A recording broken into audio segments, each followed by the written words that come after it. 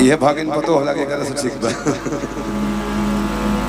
ये सब नहीं बोलने का, नहीं बोलने का, ये सब गलत है। हाँ आ जाइए एक बार, इनकी भी परफॉर्मेंस देख लेते हैं इसी में चलते चलते। क्या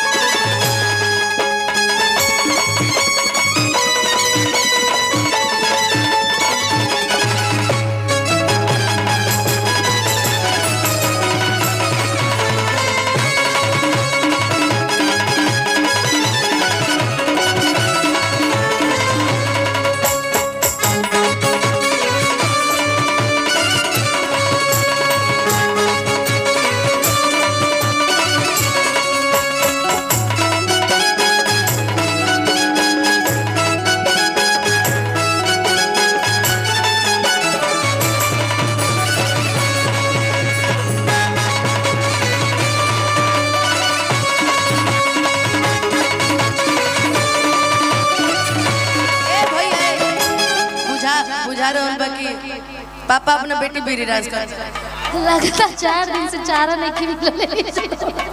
लगता 4 दिन से चारा नहीं की मिलल। गजब है आप। लेकिन छोटे बाबा ऐसे नहीं अच्छा लग रहा है। इधर आइए ना प्लीज।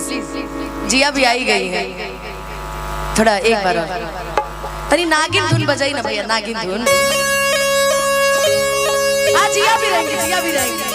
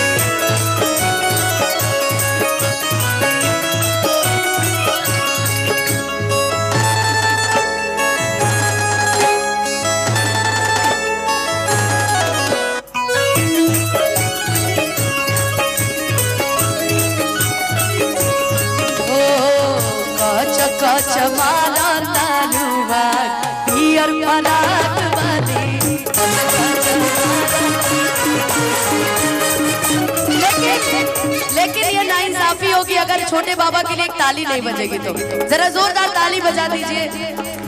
आदमी ये एक ऐसे इंसान है जो किसी की बातों को कभी दिल पे नहीं लेते। ये इतने अच्छे आदमी, हम लोग भी कभी कभी कुछ बोल देते हैं या कुछ कह दिए, कभी किसी की बातों को दिल पे नहीं लेते। दिल ही नहीं है, मार भी देंगे तो भी नहीं कुछ बोलेंगे। अच्छा बाबा कभी ये बैग उतरता है कि नहीं आपका? शौचालय भी जाते हैं तो भी? शौचालय भी जाते हैं तो साबुन हाथ धोने के लिए इसी में रखते हैं। बड़े गंदे हैं आप। छी बिग बॉस ना की गलती से ये जाने टकरा गई हो, गलती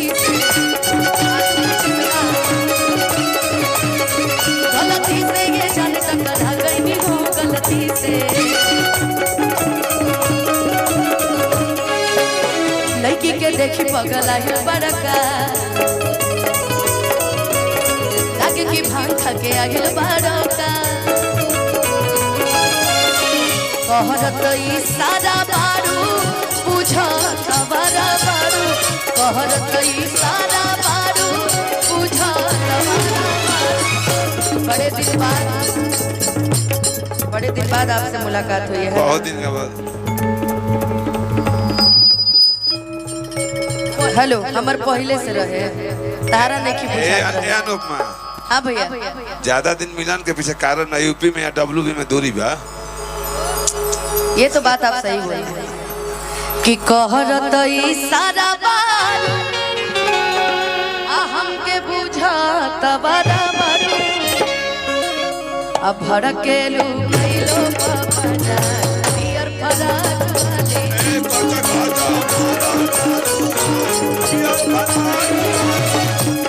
अच्छा मारा दारुआ पियर फराक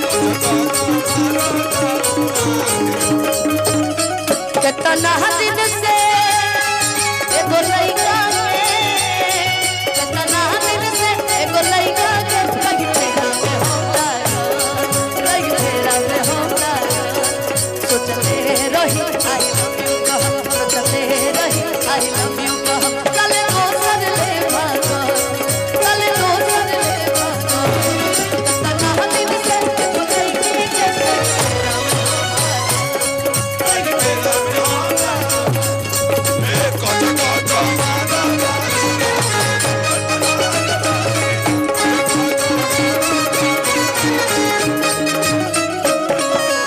लगने में हमर हो जा तू जान यही अगने में लगने में